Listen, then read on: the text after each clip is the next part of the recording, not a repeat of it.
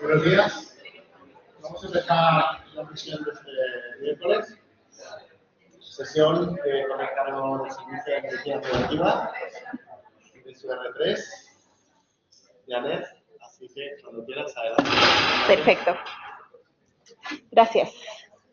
Bueno, hoy vamos a ver un poco una amplitud de lo que es la enfermedad meningocócica invasiva. Y aunque en el título yo les propuse importancia de la enfermedad meningocócica invasiva, yo les añado cuando el tiempo cuenta. Actualmente yo me encuentro rotando por mi rotación de salud pública, vaya la redundancia, en la sección de epidemiología. Y para seguir esta sesión vamos a seguir una línea temporal. Y todo va a empezar el 17 de marzo. El 17 de marzo, el que se convertiría en nuestro caso índice es un chico de mediana edad, unos 30 años, que trabaja como gerente en una empresa, no tiene antecedentes de interés, no ha tenido viajes recientes, no lo han vacunado previamente. Pues el día 17 inicia con síntomas de malestar general y diarrea en su hogar. El único antecedente que tiene es que 2 días antes había estado con una celebración con 11 amigos más en Castilla y León. Continúa con tratamiento sintomático en su casa y el día 19 de marzo acude a su centro de salud porque ya tiene fiebre de 40 grados, odinofagia y vómito. Muy acertada la médico de atención primaria, le pone analgesia y decide derivarlo al hospital. El paciente decide no ir al hospital y se va a su casa. Lamentablemente continúa peor y el hospital más cercano que tiene es un hospital privado. Llega a las 10 de la mañana con petequias, hipotensión y confusión. Y en la urgencia hace una parada cardiorrespiratoria, la cual necesita una reanimación cardiopulmonar avanzada. En la UBI deciden trasladarlo a la UBI con antibioterapia, ceftriaxona y doxiciclina y sospechan una coagulación intravascular diseminada. Lamentablemente el paciente fallece a la 1 de la tarde de ese mismo día. Pues vamos a ver qué es lo que sucedió. Primero, esto fue un hospital privado. En nuestro hospital, en el HUD, nosotros hubiéramos tenido que hacer un aislamiento empírico. ¿Qué es un aislamiento empírico? Que lamentablemente todo el mundo dice que es un aislamiento preventivo, pero no, se llama empírico. Es una medida temporal implementada para los pacientes con sospecha de una enfermedad infecciosa transmisible basada en síntomas y antecedentes clínicos, antes de tener un diagnóstico definitivo. El objetivo es evitar la propagación de las infecciones mientras se confirma el agente causal. Nosotros desde el Servicio de Medicina Preventiva tenemos una guía de precauciones basadas en la transmisión que se encuentra en la intranet y nosotros los aislamientos empíricos que deberían de ser desde la urgencia pues van desde que el paciente tenga una alerta por bacterias multiresistentes, pues habría que tener un aislamiento de contacto. Si estamos sospechando un patógeno entérico en un niño pequeño, lactante o en un paciente incontinente, que es una diarrea abundante, pues también tendría que tener un aislamiento de contacto. Si por el contrario el paciente que nos llega por la urgencia tiene una diarrea y tiene una historia reciente de uso de antibióticos, habría que pensar en el Clostridium difficile. Si el paciente es un contacto de una meningitis bacteriana, pues su aislamiento sería de contactos. Si a la urgencia nos llegase un paciente con erupciones, exantemas, pues si tuviera petequias, equimosis, pues pensaríamos que el agente causal es Neisseria meningitidis y el aislamiento sería de gotas. Si por el contrario tiene vesículas generalizadas, pues habría que pensar en un varicela zoster y el monkeypox que ahora últimamente tenemos en aumento, ¿no? Esas lesiones son lisas, que se elevan, que se transforman en vesículas con líquido y que terminan secándose, pues habría que pensar en monkeypox. El aislamiento que requiere es aislamiento aéreo y de contacto. Y últimamente tenemos un aumento también de rubiola y sarampión, pues si viene con un exantema maculopapilar, con coriza y fiebre, pues su aislamiento tendría que ser desde la urgencia como aéreo, un aislamiento aéreo. Si tenemos un paciente que tiene tos, fiebre y en los infiltrados, en la radiografía tiene infiltrados pulmonares superiores, habría que pensar en Mycobacterium en tuberculosis y el aislamiento sería aéreo. Y así, como si tenemos un niño pequeñito con bronquiolitis, pues habría que pensar en virus respiratorio sincitial y para influenza y aquí el aislamiento sería de contacto. Ahora volvamos a nuestro caso índice. Nuestro caso índice tenía petequias, equimosis con fiebre. Si el paciente hubiera llegado a nuestro hospital, hubiera estado desde la urgencia con un aislamiento de contactos. Ahora bien, ¿qué es un aislamiento de contactos? Pues es una medida para evitar la transmisión de enfermedades que se propagan a través de las gotas respiratorias gruesas. Estas gotas se generan al hablar, al estornudar y en procedimientos médicos como son la intubación, aspiración, las secreciones, y recuerden que no se transmiten a larga distancia, es decir, que no viajan más allá de 2 metros.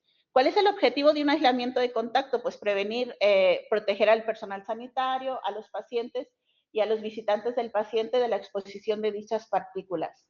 ¿En qué consisten las medidas de control? ¿No? En el uso de mascarilla quirúrgica, no FP2, sobre todo para el personal sanitario, todo personal sanitario que va a atender al paciente. Y para los familiares o visitantes que estén con él a menos de 1 o 2 metros. Se requiere una habitación individual. Yo sé que es muy complicado en los hospitales tener a los pacientes aislados en habitaciones individuales, pero se requiere por lo mínimo que no tengan una distancia más allá de 2 metros y sobre todo no ingresar a estos pacientes en las plantas con pacientes inmunodeprimidos, es decir, en la planta de hematología, oncología y trasplantes. Y luego por lo que nos conocen todos a preventiva, ¿no? Por la higiene de manos. Y el equipo de protección personal, pues el uso de guantes y batas si va a haber riesgo de contacto de secreciones. Ahora bien, volvamos a nuestro caso índice. El paciente falleció, si lo recuerdan, el 19 de marzo, pero al estar en un hospital privado, las muestras se centralizan. Por lo tanto, llegó hasta el 21 de marzo el resultado que tenía en el líquido cefalorraquídeo Neisseria meningitidis. ¿Qué habría que hacer si hubiera sucedido en nuestro hospital, no? Habría que notificar a riesgos laborales para aquel personal que estuvo en contacto, sobre todo con las secreciones, notificar al servicio de medicina preventiva, porque nosotros nos vamos a encargar de los contactos hospitalarios, es decir, los enfermos que pudieran estar en contacto con él. Y sobre todo notificar a la sección de epidemiología. Aquí les dejo los teléfonos, no sé si alguno lo tiene por ahí.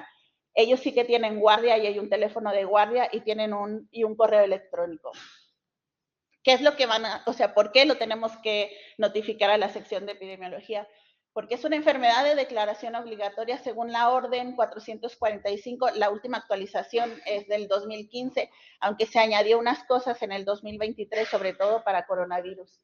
¿Quiénes son los que están obligados a notificar? Según el artículo 9, están obligados todo médico en ejercicio privado, público, que esté en atención primaria o especializada, que tenga un paciente con una enfermedad de declaración obligatoria. También se notifica los brotes de enfermedades transmisibles, que eso muchas veces no se sabe. ¿Y a quién se notifica? Pues a las autoridades sanitarias a través de las secciones de epidemiología. ¿Por qué es importante la notificación? Pues porque es una forma de adoptar medidas preventivas para estos casos, ¿no? Y porque forma parte del sistema de información sanitaria y sobre todo la vigilancia.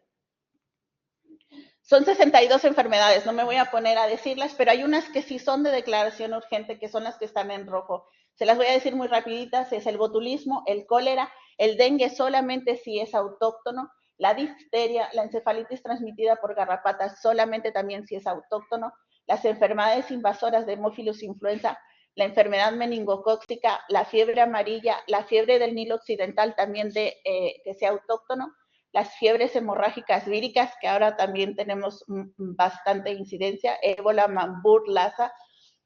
La gripe solamente si hay un nuevo subtipo de virus, el resto no hay que notificarlas. Si hay peste, si encontramos un paciente con peste, que es rarísimo, poliomielitis, rabia, rubiola, sarampión, el SARS, que no es lo mismo que COVID, sino es el síndrome respiratorio agudo grave, la triquinosis, la viruela y recientemente el monkeypox. Bueno, pues volvamos. ¿Qué es una enfermedad meningocócica invasiva? Pues la enfermedad meningocócica invasiva es una infección causada por Neisseria meningitidis, que es un diplococo aerobio gram negativo inmóvil encapsulado, que se caracteriza porque invade los espacios estériles del cuerpo como líquido cefalorraquídeo, sangre, líquido pleural, y su manifestación, sus formas clínicas más comunes son la meningitis, la sepsis meningocócica. Hay 12 serogrupos, el A, C, W, el Y, el X, el Z, el E, el H, el I, el K y el L, pero solo 5 son los que causan infección en el humano.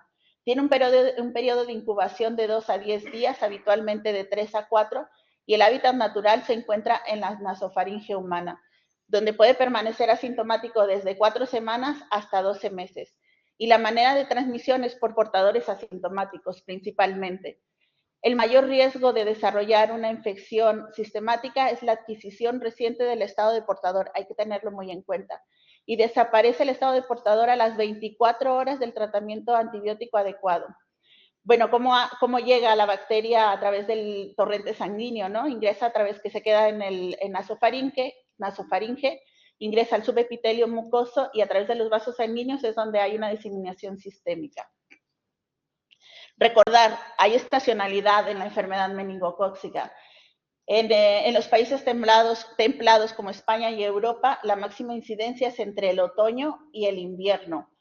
Este es un gráfico de la SDC, donde hay una distribución de enfermedad meningocócica invasiva y como pueden ver, aumenta su piquito de incidencia a partir de los meses de septiembre, es decir, otoño e invierno.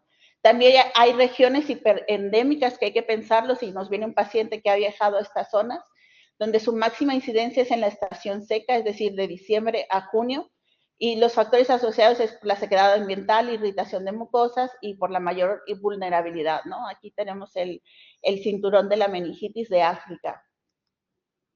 Ahora bien, la enfermedad meningocócica invasiva es la primera causa de meningitis bacteriana en niños y la segunda en adultos. Y los grupos de mayor incidencia son en los niños menores de 5 años, especialmente entre los 6 y 24 meses por la pérdida de anticuerpos maternos. Y el segundo grupo es en los niños de 5 a 9 años. La letalidad, la tasa de letalidad global es de alrededor del 10%, siendo mayor en los casos del serogrupo C. Y las secuelas puede estar presente entre el 10 y el 20% de los casos. Hay una red de vigilancia a nivel nacional y aquí es donde podemos ver el impacto epidemiológico de las enfermedades meningocócicas invasivas. Esta es de la semana 44 de este mismo año, o sea, hace 4 semanas, donde vemos que Castilla-La Mancha ha notificado 12 casos sospechosos, de los cuales 12 fueron confirmados. Y si pueden ver, la letalidad es del 33,3%. Tenemos una letalidad muy grande. Por ejemplo, a diferencia de Madrid, que ha notificado 44 sospechosos, 44 casos confirmados, su letalidad solo es del 2,3%. Pues bueno, sigamos con nuestra línea del tiempo. El 21 de marzo, cuando ya nos notificaron al servicio de epidemiología que había un caso de enfermedad meningocócica invasiva, pues es que la sección de epidemiología se tiene que poner en contacto con todos los casos, los contactos cercanos. Pero para esto tendríamos que preguntarnos, ¿no? ¿Qué es un contacto cercano? Pues en general el contacto cercano es aquel conviviente con el caso índice. Son personas que han compartido habitación en los 10 días previos y el personal sanitario, pero que ha estado en contacto directo con secreciones, es decir, que le reanimaron, que le intubaron. Y dependiendo de dónde esté el paciente, ¿no? Si va a guarderías, si va a centros de primaria, bachillerato, pues los casos son diferentes. Pero, por ejemplo, internados, solo se considera contacto cercano aquel que convive al lado de su cama, ¿no? Del caso índice. Pues bien, empezamos el estudio de contactos. Nuestro primer contacto es la pareja del caso índice, que es una chica también de mediana edad, que también trabaja muy cercana a su pareja, no tiene antecedentes de interés, no ha hecho viajes recientes, ella no estuvo en la celebración del día 15, pero ese día que contactamos con ella, pues la paciente tiene 39 grados, tiene fiebre, tiene 39 grados, tiene odinofagia, por lo cual antes de recibir profilaxis se decidió que fuera a su hospital más cercano. ¿Por qué? Porque era un contacto de un paciente con enfermedad meningocócica invasiva. Ya que llega a la urgencia, pues ingresa con un aislamiento de contacto, como la tabla que les había dicho es un contacto de enfermedad meningocócica. La paciente es trasladada a UBI y sale bien, o sea, no ha fallecido. De estos casos, ¿no? Del caso secundario y el caso primario, hemos visto en 2 comunidades autónomas los contactos cercanos, ¿no? Y los mayores contactos fueron en Castilla-La Mancha, que fueron 40 personas, pero en Madrid había 9 y 11 del caso primario. Como recuerdan, se había ido a una celebración a Castilla y León. Pues bien, el día 22 ya acabaron de recibir todos quimioprofilaxis, porque aquí el tiempo cuenta y cuenta muchísimo. Entre más pronto se dé la quimioprofilaxis, mejor para evitar más propagación. Pero ¿qué damos como quimioprofilaxis, no? O sea, hay 3 antibióticos que son los que están indicados para quimioprofilaxis de enfermedad meningocócica invasiva. La primera es la rifampicina, que es el único que tiene indicación para quimioprofilaxis. Este es el que está recomendado en cualquier grupo de edad. La única contraindicación es la insuficiencia grave y en el embarazo y la lactancia. ¿Por qué no damos generalmente los médicos rifampicina? Porque es 2 pastillas al día durante 2 días. Y optamos por el ciprofloxacino, que es una dosis única. Este es recomendado en mayores de 18 años y no se debe dar ni en embarazadas, ni en lactantes, ni en menores de 18 años. Realmente está hecha para colectivos difíciles, ¿no? Para colectivos marginales, de albergue, pero si se fijan, si alguno de ustedes ha recibido quimioprofilaxis, ha recibido ciprofloxacino. La ceftriaxona se hace como dosis única intramuscular y es sobre todo adecuada en embarazo, lactancia y pediatría. Pues bien, nosotros tenemos las muestras de líquido cefalorraquídeo tanto del caso índice como del caso secundario. ¿Qué hacemos con ellas? Se envían al Centro Nacional de Microbiología. ¿Y por qué se envían, no? ¿Qué es lo que buscamos al enviar las muestras al Centro Nacional de Microbiología? Pues se busca primero una caracterización fenotípica, es decir, el serogrupo causante de esta enfermedad meningocócica invasiva. Luego una caracterización genotípica, el genosubtipo. Y la secuenciación tipo MLT es que es el tipifaje, no, se me fue, bueno, Typing Sequence Multilocus y la sensibilidad a antibióticos, rifampicina, ciprofloxacino, penicilina, y cefotaxima y ceftriaxona. Siempre nos dan resultados preliminares, es decir, solamente te van a dar el serogrupo que está causando esa enfermedad meningocócica invasiva. En este caso fue un serogrupo B. Pues bien, ahora vamos a ver el impacto de lo que es las enfermedades globalmente, de enfermedades meningocócicas invasivas. Pues a nivel mundial son el causante del 33% de los casos en Estados Unidos y más del 60% de los casos en Europa.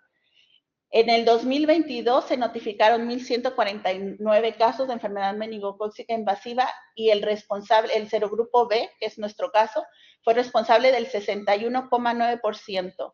Como podemos ver en la tabla del SDC, conforme va pasando la edad, o sea, es más común en niños, el verdecito es el serogrupo B, este verde más clarito es el serogrupo Y, y conforme va pasando la edad va siendo menos prevalente.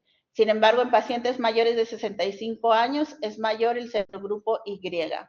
¿Pero qué sucede dentro de la vigilancia de España? Pues en España en el 2022 se notificaron 115 casos de enfermedad meningocócica invasiva, de los cuales solo se confirmaron 108. Y el serogrupo fue responsable de 52 casos, es decir, el 48,1%. Pues bien, pensábamos que ya habíamos acabado, que eran solo 2 pacientes, solo el caso índice y el secundario. Pero el 5 de abril sale otro paciente en la Comunidad de Madrid. Empieza igual, con cefalea, fiebre, vómitos, y acude a urgencia y le realizan una PCR y es Neisseria meningitis, por lo tanto va a la UBI con ese diagnóstico. Pero nos preguntamos si acaso ha sido contacto del caso primario o del caso secundario. Para eso tenemos que hacer una curva epidemiológica para ver si verdaderamente tienen contacto. Pues el caso primario empezó sus síntomas el día 17 de marzo. Tuvo la celebración con 11 amigos el día 15 de marzo. Sale el día 21 el caso secundario, que es su pareja. Todos los 11 amigos de esta fiesta tomaron quimioprofilaxis con ciprofloxacino, que era sensible. Pero 4 de estos amigos van a una casa rural entre los días 28 y 29, con quien estuvieron con el caso 3. Y es de ahí que salió nuestro caso número 3. Por lo tanto, vamos a considerar que es un brote, pues primero veamos que es un brote en enfermedad meningocócica invasiva. Pues para definir un brote a nivel comunitario es la aparición de 3 o más casos confirmados producidos por el mismo serogrupo y que tienen lugar en un intervalo de tiempo de 3 meses en un ámbito comunitario. Todo cuadra con nuestros casos, ¿no? Tiene una tasa de ataque porque entre todos los contactos que hemos ido buscando y cuántos han sido afectados, pues tiene una tasa de ataque de 1,9%. Es decir, el 2% de las personas están en riesgo de desarrollar una enfermedad meningocócica invasiva durante este brote. ¿Cuál es la principal medida de intervención? Pues la vacunación. La quimioprofilaxis en primer lugar y luego la vacunación. Y siempre y cuando exista vacuna para este serogrupo causante. Pues bien, desde la consejería se decide vacunar a todos los contactos de caso 1 y caso 2. Nosotros solamente nos encargamos de lo que es Castilla-La Mancha. Se vacunaron a 40 contactos del caso 1 y 2 y 4 del caso 3. Y la indicación específica que tiene el BOE es que de vacunaciones en brote epidémico. Hay que hacer una primovacunación. El serogrupo B, la mayoría no está vacunado del serogrupo B y hay que hacer una primovacunación completa. Si por casualidad ya tuviera la primovacunación, si ha pasado más de un año, pues hay que dar una dosis de recuerdo. ¿Qué pasa con todos estos datos que se vieron del Centro Nacional de Epidemiología? Pues lo que se ve, que hay una lista, una base de datos a nivel internacional que cualquier país puede meter sus datos, que es de Neisseria, Hemófilos, Campylobacter, Staphylococcus aureus, Agalactea, y lo que se ve es que tú metes el serogrupo, ¿no? El serogrupo fue el serogrupo B, pero el genosubtipo 195415. Pues lamentablemente este genosubtipo no está presente a nivel de Europa, por lo tanto la vigilancia tiene que ser mayor y es por eso que les traigo esta sesión clínica, ¿no? Para tener más vigilancia sobre la enfermedad meningocócica invasiva. ¿Qué vacunas tenemos de la enfermedad meningocócica invasiva? Pues a nivel nacional, en el 2000 se implementó la vacunación frente al serogrupo C y estaba incluida en todo el calendario vacunal de aquel niño que naciera a partir del 2000. En el 2019 se implementó los serogrupos A, C, W e Y, y es decir, todo paciente, es la corte del 2019 que está vacunada, y en el 2023 se aprobó la vacuna frente al serogrupo B, y es todo niño nacido entre el 2023 va a empezar la vacunación del serogrupo B. Lamentablemente, si recuerdan, nuestros pacientes son de mediana edad, ninguno estaba vacunado, ¿no? Pues bien, como yo soy de preventiva, tengo que traerlos hacia vender mi libro, ¿no? Y nosotros en el Servicio de Medicina Preventiva tenemos dos consultas, ¿no? La consulta de pacientes de riesgo y la consulta de viajeros internacionales.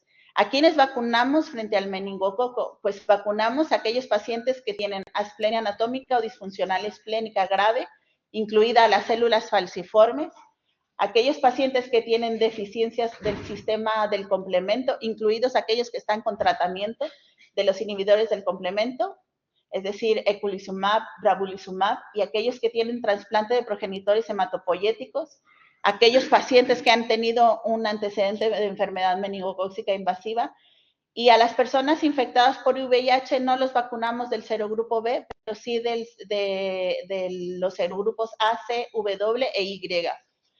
Y en viajeros internacionales, pues aquellos pacientes, o sea, yo los invito a que hagan una consulta de viajeros internacionales, es muy interesante, pero tenemos el cinturón de la meningitis, ¿no? Y nosotros vacunamos a aquellos viajeros que van a zona de riesgo, sobre todo en la época seca. Y aquellos pacientes que van a ir, aquellas personas, porque no son pacientes, la mayoría son personas sanas, que van a ir de mochileros, que van a estar ayudando en algún otro hospital, pues hay que protegerlos. Pues bien, cuando pensábamos que ya habíamos acabado todo, ya habíamos vacunado, ya solamente teníamos tres pacientes de este brote, el 17 de abril sale un nuevo caso, y en Castilla-La Mancha. ¿Ahora qué, no? Esta chica inició síntomas el día 17 de abril, igual fiebre, dolor, parece como repetitivo del primero, ¿no? Dolor abdominal y diarrea. Llega a la urgencia con petequias, hipotensión y confusión. Y el día 18, el mismo día 18, fallece la chica. Ahora habría que preguntarnos qué le pasa a esta chica, ¿no? Es una chica de 17 años, estudiante, le encanta hacer deporte, ¿no? Por lo tanto tiene un montón de clases extraescolares, no ha hecho viajes internacionales, ni siquiera en el territorio nacional reciente, no tiene vacunación previa para poder saber que ha sido un fallo vacunal, entonces, pero lo único que tiene es que vive a 6 kilómetros del contacto del caso 1 que ya pasó, ¿no? Nosotros, si no mal, creo que no se los dije, solamente se les dio profilaxis a las personas que estuvieron en la fiesta. No tuvimos Yo creo que se debería de ampliar la quimioprofilaxis también para los convivientes, no solamente aquel que estuvo en contacto. De aquí sacamos un montón de contactos cercanos, 108 personas solamente en Castilla-La Mancha, a las cuales igual se les dio quimioprofilaxis y se les vacunó. Pues bien, ahora ya que todos son unos expertos en enfermedad meningocócica invasiva y brotes, pues les voy a dar un poco de lo que es la red de vigilancia epidemiológica de la semana 44, ¿no? Como podemos ver, en el 2023 hubo solo 113 casos, ¿no? Por el serogrupo B. Su letalidad era del 12,4%, pero este año ya tenemos 129 casos confirmados del serogrupo B. De todos los serogrupos tenemos 289. El año pasado solamente fueron 210. También se tipifican aquellos otros serogrupos, no solamente la A, B, C, W, Y. Hay serogrupos que no están tipificados y hay serogrupos que ni siquiera están vigilados, ¿no? Y por eso hay que tener mayor hincapié en la enfermedad meningocócica invasiva. ¿Qué pasa con los grupos de edad, no? Los niños, como les había dicho, en menores de 9 años son los que tienen el mayor número de casos, ¿no? Del serogrupo B. Y del serogrupo C, casi cero. Del serogrupo W, 1. Del Y1 en lactantes, sobre todo porque no están protegidos por la madre. Como ven, la vacuna está funcionando, pero algo está pasando que no estamos haciendo las cosas bien. Y si recuerdan en las gráficas que les había dado del SDC, los mayores de 65 años, pues tienen menor serogrupo B y tienen mayor serogrupo del Y. Y pues bueno, con esto ya sería todo. Quiero darles como unas conclusiones. Es importante la identificación temprana de la enfermedad desde la urgencia, ¿no? Para su manejo rápido y efectivo. Hay que notificar oportunamente a los servicios de salud pública para activar los protocolos de control y prevención. Los aislamientos empíricos son adecuados para evitar la transmisión en los primeros momentos de la enfermedad. Una buena encuesta epidemiológica de calidad, no solamente por parte de los servicios de medicina de epidemiología, sino también del médico tratante, porque es esencial para identificar los contactos y la cadena de transmisión y la quimioprofilaxis, porque como recuerdan, el tiempo cuenta. La coordinación interterritorial, porque si no fuera así, no supiéramos del brote, ¿no? O sea, pareciera que es un caso aislado en la Comunidad de Madrid, otros casos aislados en Castilla-La Mancha. La quimioprofilaxis es muy importante porque así evitaríamos la transmisión de la enfermedad. Los servicios de medicina preventiva, los hospitales privados no los suelen tener, por lo tanto muchas veces no se suele pensar en los aislamientos. Y luego la vacunación dirigida, que es la clave para proteger a aquellos contactos cercanos, los pacientes de riesgo y sobre todo los inmunodeprimidos y aquellos viajeros que van a las zonas endémicas. Y ya como último, quiero que se lleven para su casa 3 mensajes claves. Que hay que sospechar la enfermedad meningocócica invasiva en la urgencia, que hay que hacer una declaración urgente y la profilaxis para los contactos cercanos. Todo este brote ha dado lugar a que los protocolos de vigilancia cambien y a partir del 2025 vamos a tener nuevos protocolos a nivel nacional. Y bueno, esta es la bibliografía y es el turno de preguntas. Gracias.